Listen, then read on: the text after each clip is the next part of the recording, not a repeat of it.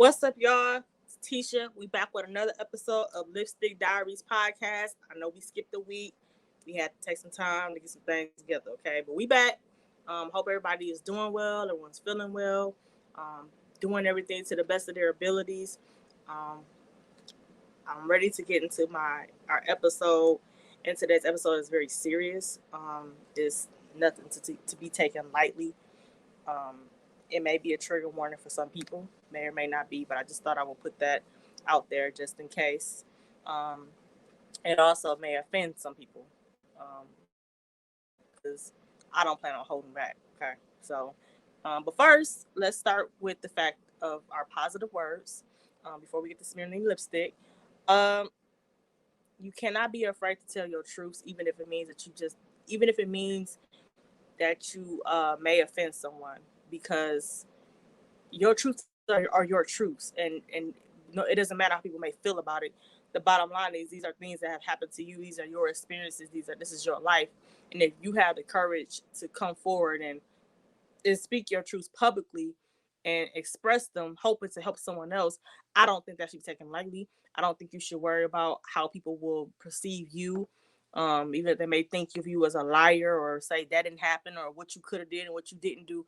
None of that matters. The bottom line is these are your truths and you should speak them. And I'm encouraging anyone who has things or convictions that they or experiences that they may have went through in their life to, even if you don't want to like publicly speak about it like on social media or with a large mass of people, I do feel like you should speak your truth though. Even if that's with friends and family or a therapist or whoever you feel comfortable with speaking with, I do feel like that needs to happen. Okay. Um, so I don't have any lipstick or lash details this week. It's just basic. This lip color is called Vamp. Well, yeah, I think so. It's by NYX. It's part of the Vamp collection. And I'm wearing some basic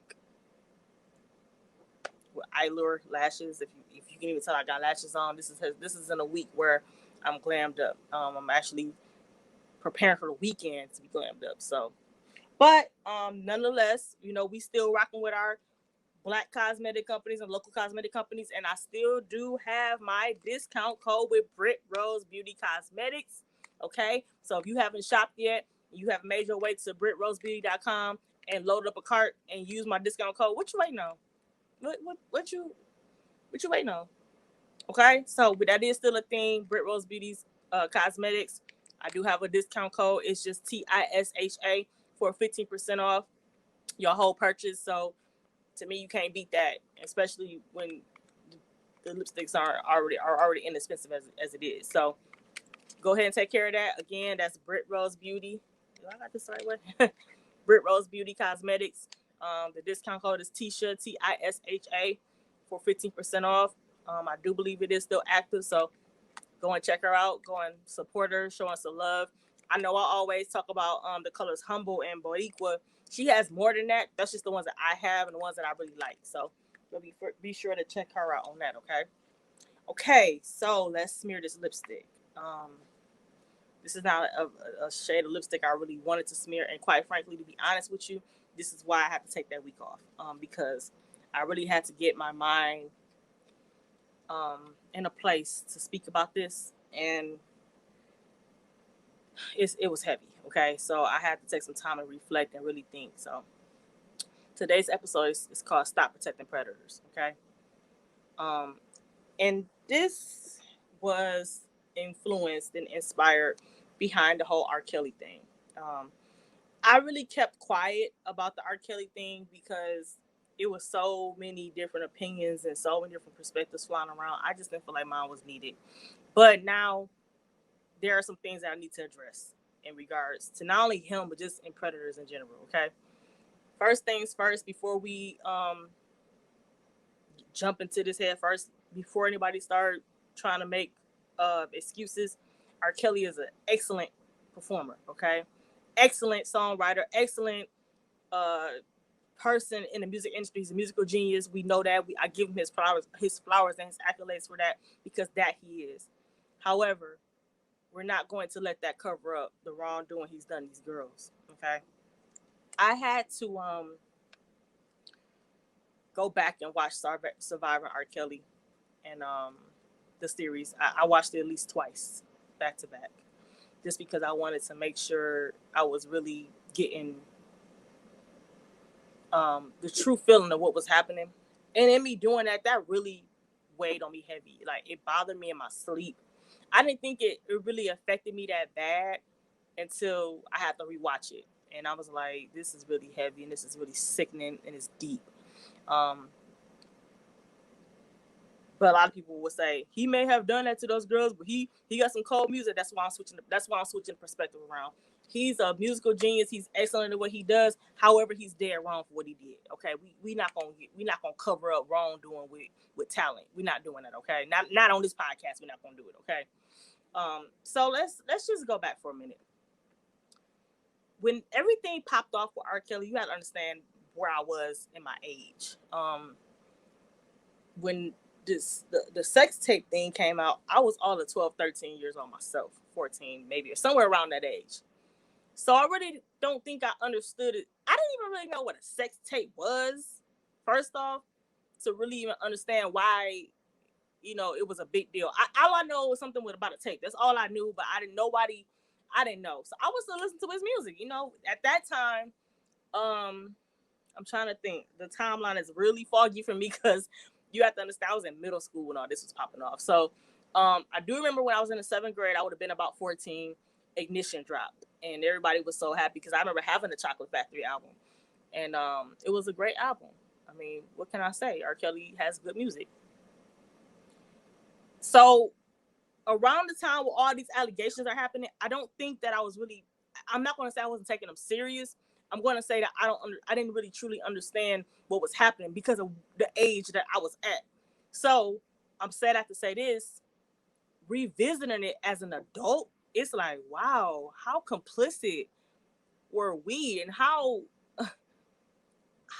not even fooled, but how what's I'm looking for? Delusional we were. And I don't even want to say we, and when I say we, I mean the Black community, because this is what this is about. I don't even want to say delusional.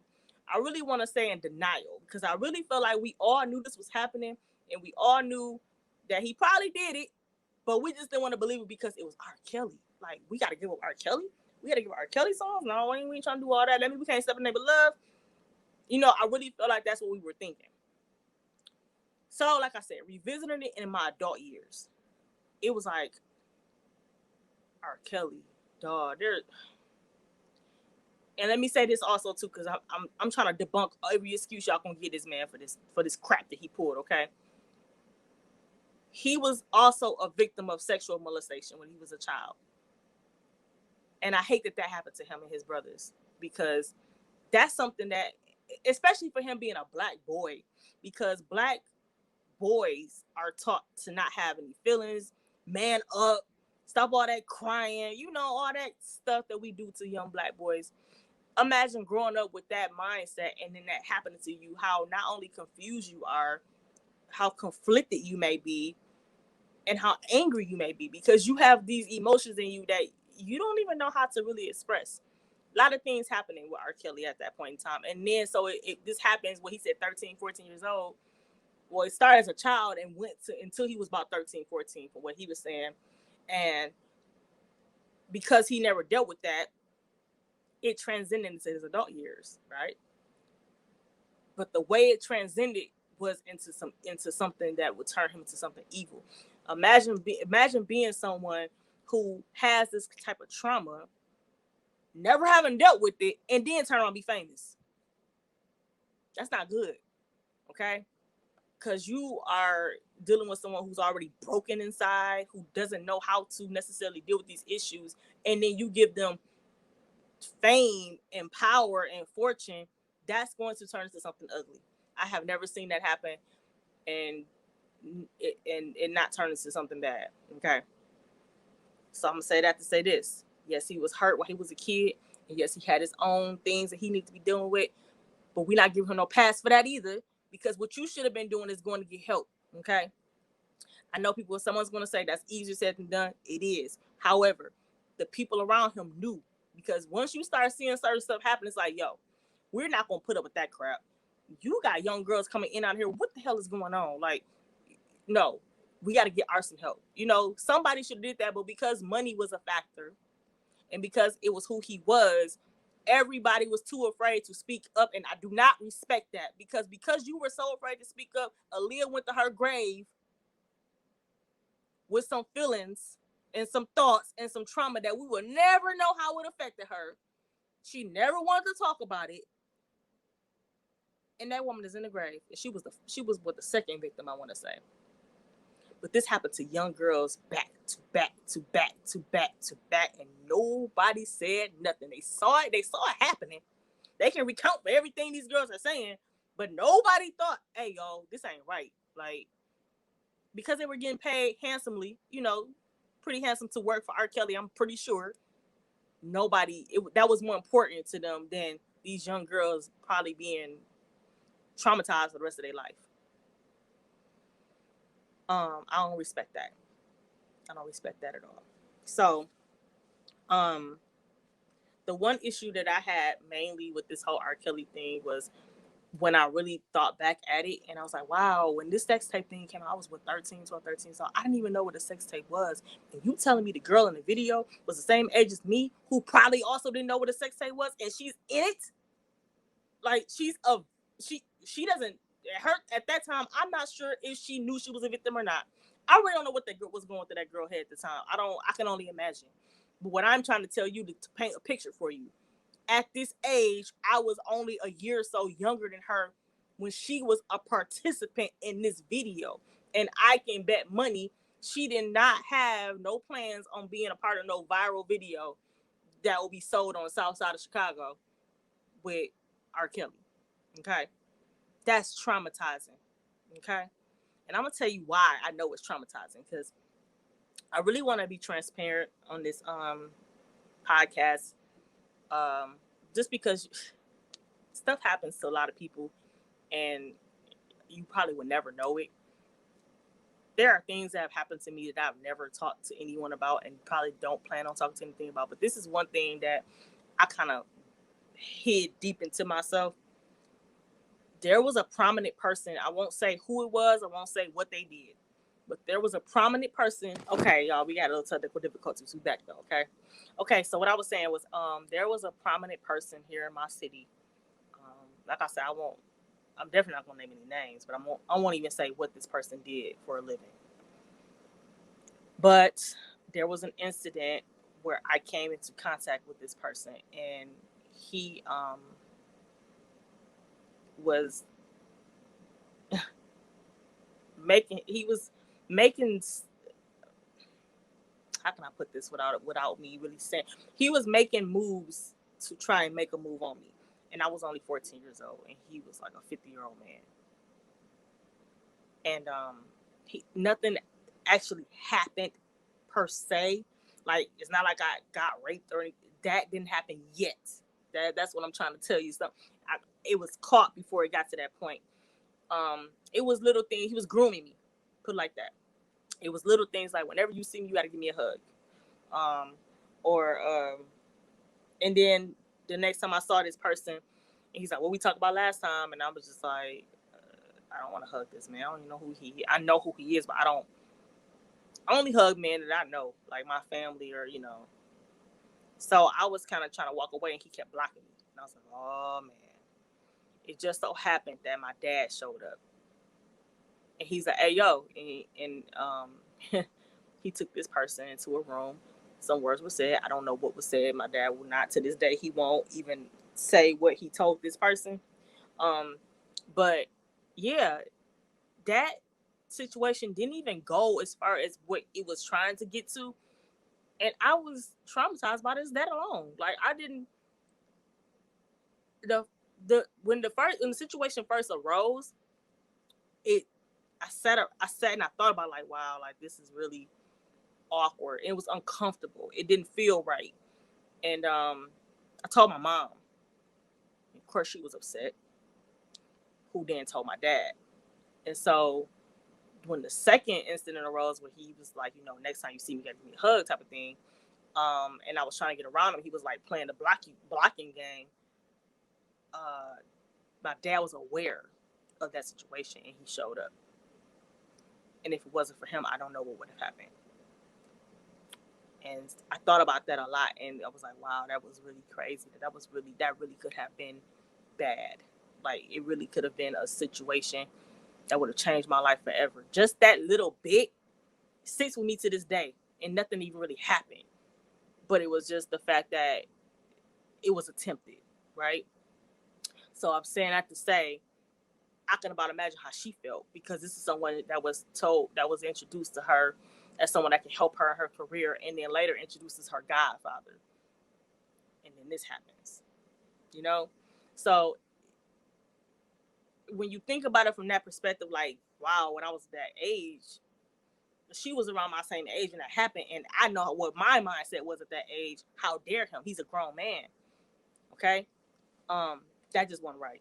It wasn't right. You know, I don't care how you spin it. You know, everybody at the time, everybody's thing was, well, he wasn't found guilty. Yeah, but we know he was guilty, man. It doesn't matter what they said. It doesn't matter what the court came to think. We saw him on that tape. We saw her on that tape. It was verified who she was. We can't turn a blind eye to that. Let me say this. We shouldn't have turned a blind eye to it, because we sure enough did, but we shouldn't have. But because we did, it kept going on and on and on and on. And not only did it keep going on, it got worse. He got so comfortable with this mess, he got worse. He got sadistic, okay? So I don't want to keep going on about R. Kelly, because this is really deeper than R. Kelly. The only reason why I use him as an example, because he's the hot topic right now with him being found guilty. But I called this Stop Protecting Predators because when this situation happened, everybody blamed everybody except who they're supposed to be blaming. I saw people blame parents. I saw people blame victims. I saw people blame people around him. But what about the person who actually committed the crime? Like, what about the person who actually made these evil things happen to these girls? What about them? Why are we dismissing him because of who he is? Now, true enough, some of the parents, and I don't even want to put it on them. You talking about teenage girls. Now, I don't know how they were able to lead the state without their parents. I don't really know how that worked out. But at the same time, you talking about teenage girls. Y'all stop acting like y'all in y'all teenagers and know how to get around stuff. Like, y'all ain't know how to lie to y'all parents and do what y'all wanted to do, and y'all parents had not a clue as to who you was with and where you was at. Stop acting like, well, what was the parents at? What was your parents at when you was doing that? So it's like we can't really put it all on the parents. Like, we can put some of it on there, because some stuff I didn't understand, like, where were you at? But the whole blame can't be on their parents, especially when after they found out and they knew and they were trying to make amends to keep their daughter away from him, and he still felt like he was who he was and that wasn't gonna happen. Again, we need to place the blame on the person the blame needs to be on, right? Now, however, I will say this. The people who were in his camp and that were aware of all this stuff happening and just decided not to say nothing because it was him, they need to be held accountable as well, because it's just some things you don't do when you know morally some stuff is not right. You don't sit back and turn no blind eye. Like, I just couldn't see myself even getting that kind of money. No, I couldn't, because perfect example, I had a really, really good paying job at one point. I won't say the job. A really good paying job. I quit that job because they were really, to me, scamming. Like, not scamming like, like people do on Facebook and Instagram, not to that nature, but a corporate scam. Like, to me, it was, I can't really explain, but to me, they were doing people wrong. They were pulling in vulnerable people and people who they knew didn't have the means to pay for these services, and still making it seem like, oh, that wouldn't be a problem. But then once they got in, it was like, oh, we need this money, and I just didn't like that. I couldn't stand for it. I wasn't going to help them lie. I wasn't going to help them get their numbers up by sharing no facade to these people. And then when it came down to it, I got to be the one to give you the bad news that if we don't get our money, you got to go. Like, I'm not doing that. And so I say that to say this. If I had that type of conscience, like, I killed my whole way of living for that. There's no way. And that's because I didn't want to work for a company that, to me, wasn't honest. We talking about working for a boss that's messing with little girls. Like, that's a whole different. That would have been a no-brainer for me. I mean, like I said, that's good money, but sometimes you gotta be something other than money forward, because that just don't sit right with me. Like, people that knew what was going on with Aaliyah and him, people that knew what was going on with those other young girls, and they saw them there.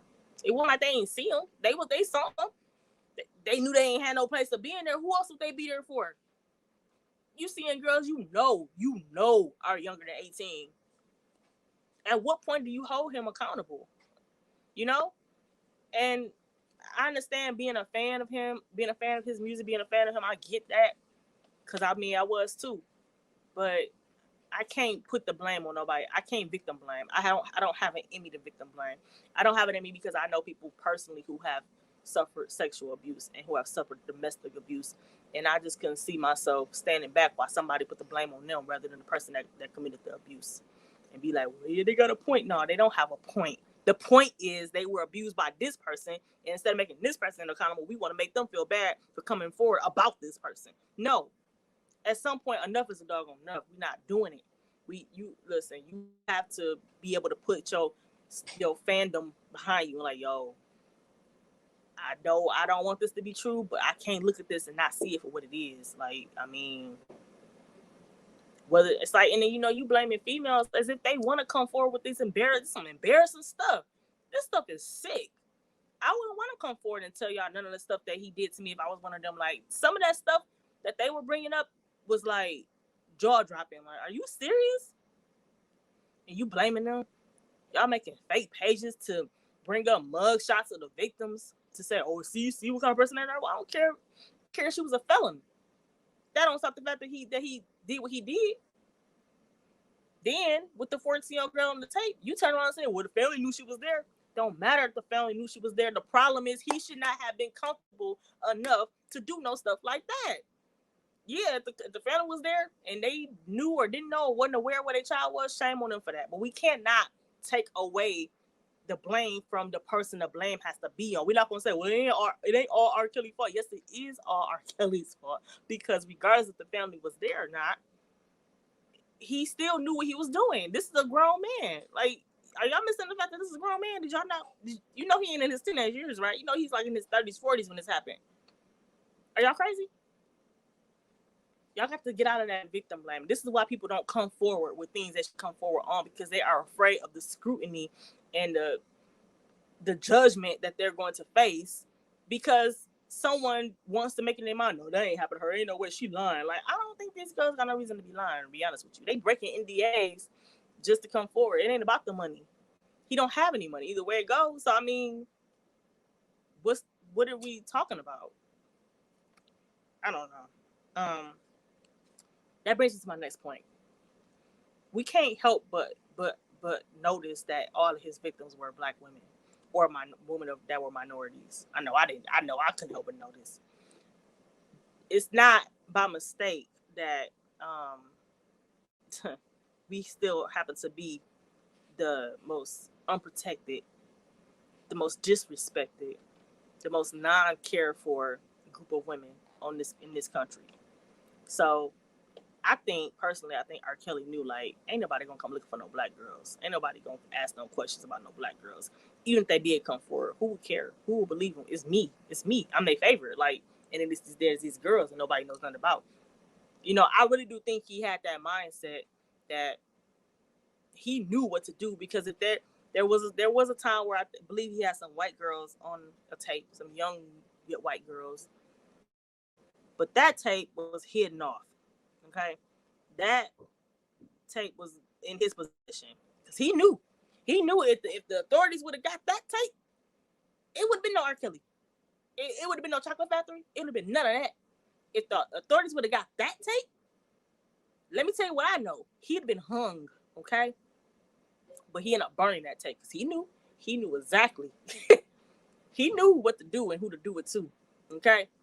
Because he knew if he get caught with them girls, with that group of, some girls from that group of people, it wouldn't have took them no 6 years to do no trial. He'd have been hung. a long time ago. But because this goes back to we are not matter. We do not matter in this country. Does not matter what we say. It's like we cannot be victims. We can, if we come forward and say something, that ain't happened. You just being bitter. She just angry. She making stuff up. She lying. All bees do is lie. Stuff like that. That's how we get talked to. But when something happens to a white woman, it don't matter if you felt that way. It don't matter if you say it. Something gets done. Okay? But with us, forget it. Why? And that's what I'm saying. Like, I can't turn no I can't turn a blind eye to him in this, because I see what he strategically did. He's not as dumb as he letting off to be. He may not be able to read and write, but the man ain't dumb. Okay? He knew what to do. Which brings us to my next point. Keep in mind what I said about black women being the least cared for, you know, least important group in this country. Okay. On this docu-series, there was 2 white women that worked for R. Kelly. I know exactly what they did. They just said they worked for him. They were trying to make somebody, oh, these girls are lying. They're lying. That didn't happen to them. They knew what they were getting themselves into. One woman had the nerve to say that she was forced to testify about that tape. And they said, is that R. Kelly in the video? She's like, yeah, I think so. And it's like, is this the girl's name? She's like, yeah, that looks like her. And she was like, well, I'll say this. I didn't see anyone being raped in that video. I saw 2 consensual people having sex. A 14-year-old cannot consent to having sex with anybody in this country. So you knew what to say. Consensual people. She didn't say consensual adults. She said consensual people, because she knew that girl was underage and she knew it wasn't right. But because it's not her, that's why. It's not her. It ain't her daughter. It ain't her sister.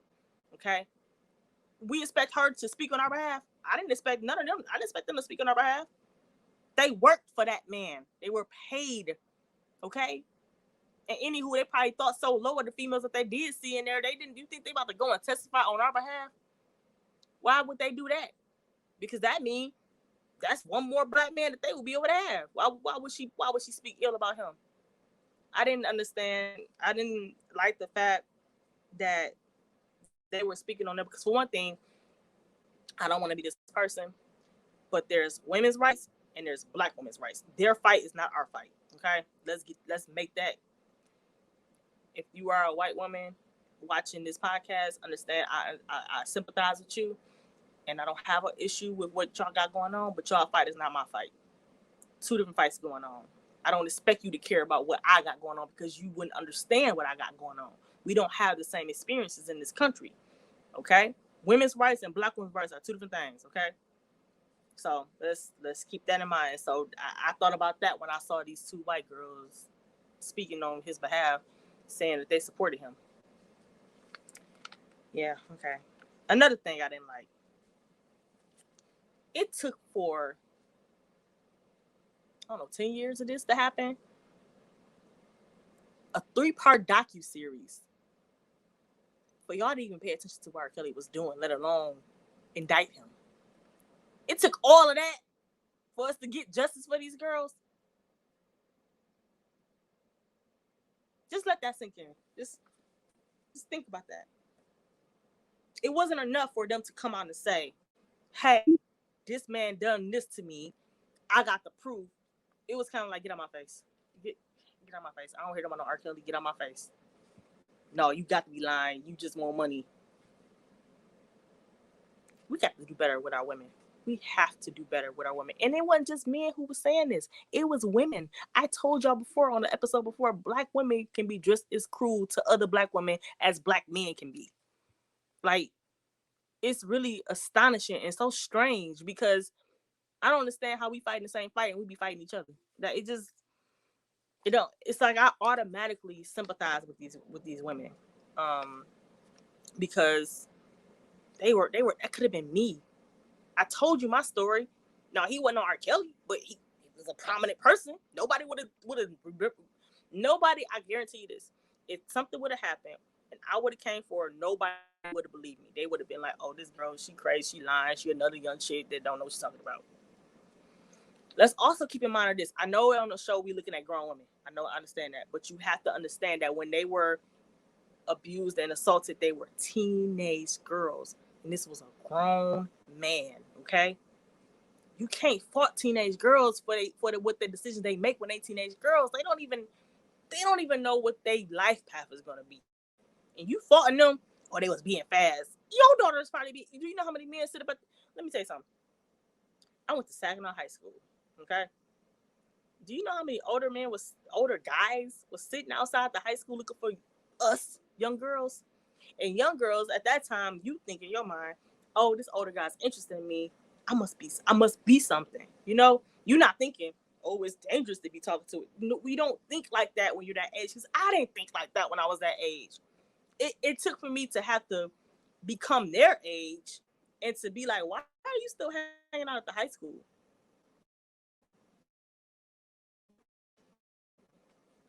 What is at the high school for you? Okay. Now you don't understand what I'm saying now? You have to put it in perspective. That's why I had to revisit this in my adult years, because at the time, none of that made sense to me. I was like, I don't really understand what's going on with R. Kelly, but anywho, step in the name of love. But now that I'm an adult, I can understand how severe what he was doing really was. Like, this was really, for a lack of words, sickening. I mean, I don't even know another word for it. I mean, it's bizarre. It's almost like you reading a book. It's like, wow. Also, let me say this. I noticed someone say, well, these were number prostitutes. And let me listen to y'all. Again, these girls were between the ages of 14 and 17 years old. There is no such thing as a child prostitute. Okay? No, there's no way a child can be a prostitute. It's no such thing as a child prostitute. It's illegal for a child to be a prostitute, okay? So when you say that these were number child prostitutes, no, these were not child prostitutes. These were teenage girls who saw stars in their eyes because R. Kelly was paying them attention. If my favorite rapper or singer was paying me attention at 13, 14 years old, do you think that I would not be? Okay, come on now, make that make sense. Just think, you have to understand the age in which this was happening to them. This wasn't in their adult years where you got the, even if it was, this is another man abusing another black one. I can't make that the woman's fault. Like, I don't care what she thought. If she is dating a man and he's wooing her and wowing her in the beginning, and then switch all of a sudden he's starving you and he hitting you and making you do all these unthinkable things, how is that her fault? How? Wouldn't that be his fault? Because he committed the issue. People gonna say, well, they knew they was getting themselves into, but that's what I'm trying to tell y'all. There shouldn't be no what they're getting themselves into, because if we fix the what they're getting themselves into part, we wouldn't have this situation. That's why we gotta start. In order for you to fix a problem, you have to fix it at the root. Like when you get a scratch in your windshield, right? When a rock hits your windshield and it is spread, you have to stop it at the first dent so that it don't spread. Because when it spread, it's too late. It's damaged the whole windshield. This is what I'm talking about. So we knew what he was doing way back in the day, but we didn't do nothing. So it just spread. Now we got a whole windshield we got to replace. You see what I'm saying now? It's just out of hand at this point. I mean, another thing that I noticed, I don't think R. Kelly's supporters thought about this. Well, before we get to that, let me say this. Another thing that I heard people say was they don't act like victims. How does a victim act? You got a whole manual on how a victim is supposed to act and how they're supposed to come off. What's that? What does that mean? Because they're speaking about it? Because they wrote books? So do you know some people deal with drama? Trauma. You know some people deal with trauma by writing? Do you know people deal with trauma by singing, dancing? People deal with trauma in different ways. So just because they ain't crying, they ain't beat up and battered up in the face, don't mean nothing didn't happen to them. And it's not for you to say because they ain't A, B, C, and D, they not a victim. That's not for you to say. Do I look like a victim of anything? I was a victim of some things. Do I look like a victim? Exactly. Okay, so that's that. The next part I want to say is it's some things that I noticed. Like I said, I had to revisit this when I was in my adult years, because another thing that I noticed was, okay, this trial, right? It took 6 years for this trial to happen. Now, did anybody ever think about this? If he was innocent, right? Because I don't know a lot about law, but I know this much: everybody is entitled to a speedy trial. So, and it's really more so in the favor of the defendant. So, if the defendant says, "I don't want to wait another year, we need a speedy trial," they have to do it within the next 90 days, right? If he was really innocent, why was he okay with letting the trial drag out? That's one thing. Because I'm gonna tell you why he did. Because the longer this trial gets drug out, the longer these don't look like 14-year-old girls no more. These are grown women. They gotta testify. It's hard enough to prosecute sex offenders as it is. It's really hard when the victims are no longer at the age at which they became a victim. They're grown women, because now the jury sees grown women on the stand versus 16, 17-year-old girls. The longer we draw that out, that plays in the favor of the defendant. Okay. 2, if this was really a lie, I never understood why R. Kelly didn't sue for defamation of character. I never understood why he didn't do that. If this was really a lie, like, he never really said or did anything. He just kind of sat back, which let me believe he did it. So, because if I was being accused of something that was this despicable and this terrible, I'm coming with all guns blazing. Like, hold up, no, now wait a minute, that ain't how that went down. If it really didn't go down like that, but because it did, what flame does he have? That's how I know that he did it. Okay. But I'm gonna tell y'all this: I don't trust any adults that can sit up and bold-faced justify an adult sleeping with a child, man or woman. I just can't. I can't do that, and I can't trust anybody who can judge someone or for meeting someone and then ends up being berated and belittled and disrespected, and makes the person in which that happened to make it their fault. I can't trust somebody like that. That's bad judgment of character, if you ask me. Like,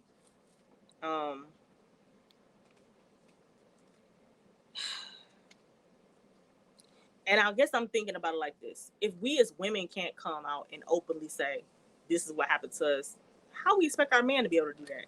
Do you think they not victims of sex abuse too? It's like a never ending cycle. Nobody opens up. We got this in the Black community. We got this whole family business don't leave the house type of thing. That whole mantra. And in certain cases, that's true. But in this instance, no. If someone in the household is abusing someone else, specifically a child, it needs to be brought to the light. There's no reason why that child should have to live with that trauma and that grief their whole entire life, not being able to tell a soul about it. I don't agree with it. I never will agree with it. Okay? It's just, to me, it's not right. And it's not, that's what I'm saying. Stop protecting predators. Because we got people who with families say, well, just don't say nothing. Just, it'll go away. No. What you protecting him for? That's why he keeps doing it. That's why this person may or may not be the only victim. Because somebody keeps making it okay to protect them. We need to start holding people accountable for stuff like that. I mean, the family, this ain't no family secret. This needs to be took to the authorities, and so we can get this understood. Because a child predator, a sexual predator, needs to be put away somewhere, not sitting up in the house in the couch in the back bedroom where everybody turning a blind eye to what he doing, and now your nieces and nephews be back in that room, and God knows what is happening back there. It's, I mean, and I don't trust anyone who judges a child for what an adult did to them. It's your fault. Well, if you wasn't doing this, you wasn't doing, why would that be the child's fault? It's always the adult's fault.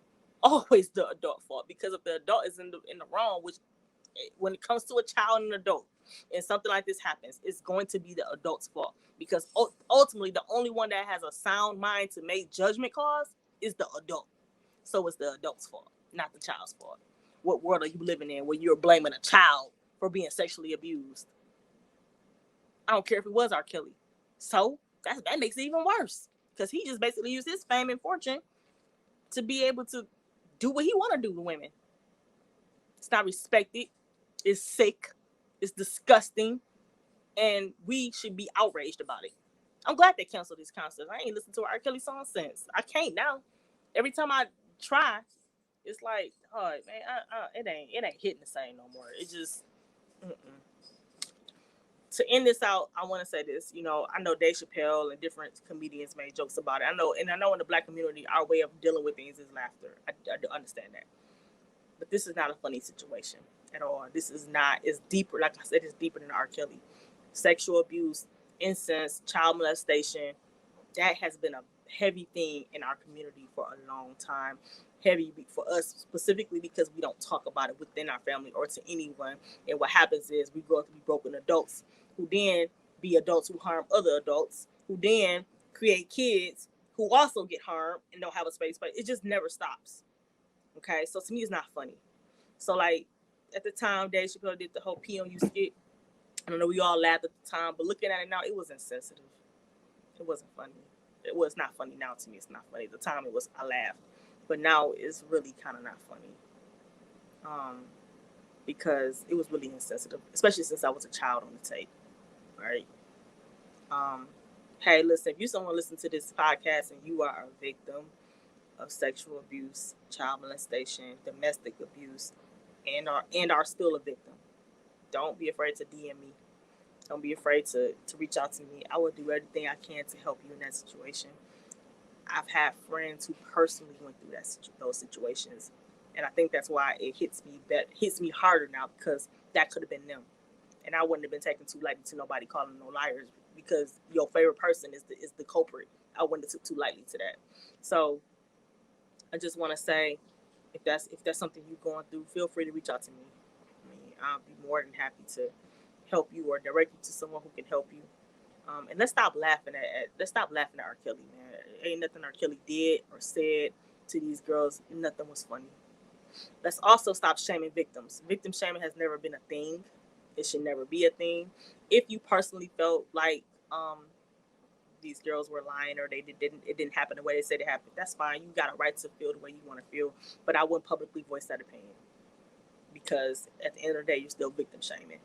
Okay, be it alleged, be it confirmed, these are still victims. Don't victim shame. Okay, let's get out of that. Let's start connecting with one another, and let's start calling a spade a spade. If somebody's wrong, we need to start holding them accountable to that. We can't be holding people's hand and protecting folks because they talented, or protecting folks because they powerful, or because they hold a rank. We can't keep doing that, because that's all that's gonna do is make it okay for the abuse to keep going on within our community. Okay. Hey, look, I'm Tisha. This is Lipstick Diaries. We do this every week. I know I missed a week. I know, man. I told you I had to reflect and get my thoughts together for this particular episode. But we back every Saturday.